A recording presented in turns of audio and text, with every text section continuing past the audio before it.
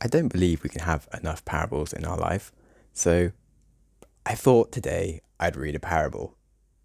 So good morning to you, or good afternoon, wherever you are, or just good life. You're definitely living a life right now. So I hope it's good.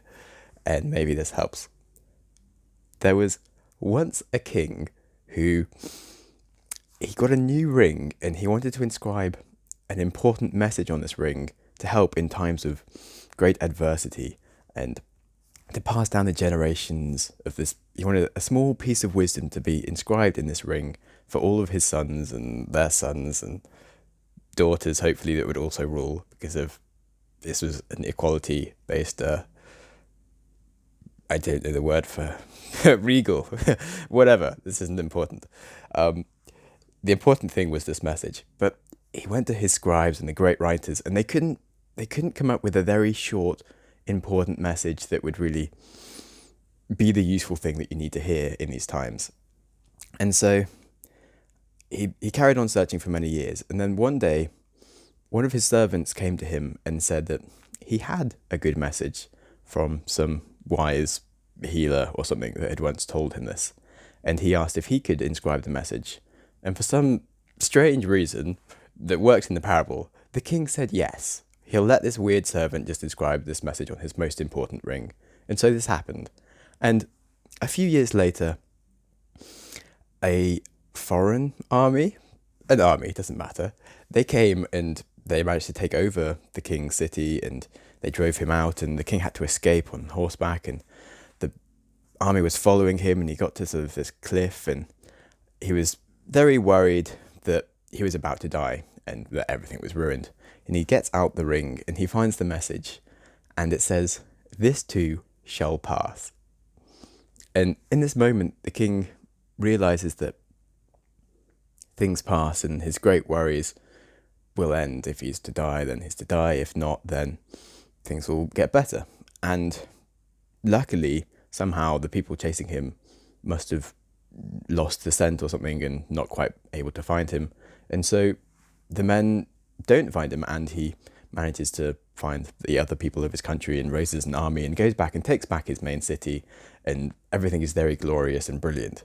And later, the next day, when they're having this big victory celebration with meals and all this stuff, the servant finds him and goes, "Oh, you should look at the ring again." He's like, "But I'm not in a moment of great terribleness. I don't need to read this message." And he's like, "No, you should read the message." And so he reads the message, "This too shall pass." And at that moment, he realizes that also brilliant, amazing feelings of joy are not permanent either. And the point is that everything passes, nothing is permanent, as is the fundamental nature of the world. And when you are amazingly excited and happy or really scared, you can be less caught up in the moment and more chilled out about everything, knowing that it will all end at some point. And so this was a nice parable that I thought was appropriate for right now, if you're having difficulties. And as is the fundamental nature of reality and humans, like every action has an equal opposite and reaction. Things that go up must go down, and this sort of stuff. It's useful to remember that nothing matters too much, and you can always kind of be happy where you are and not worry about things going too wrong. And as humans, we're kind of built to not have brilliant things last forever or bad things. So like it's kind of in our evolution. So if you think about the amazing, brilliant feeling when you eat a donut, that's a great feeling, but it ends. And if it didn't end, then you would probably never eat again, because you have this brilliant, satisfied feeling. And if you constantly had that brilliant feeling, you wouldn't need to eat, because you'd be feeling like you just eaten the most brilliant thing.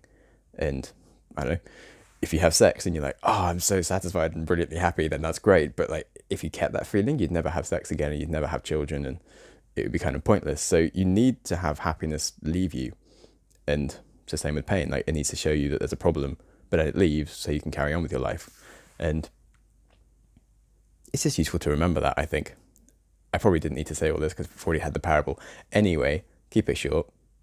Things pass, just like this message, even though I've taken longer than I was supposed to. This video, too, shall pass.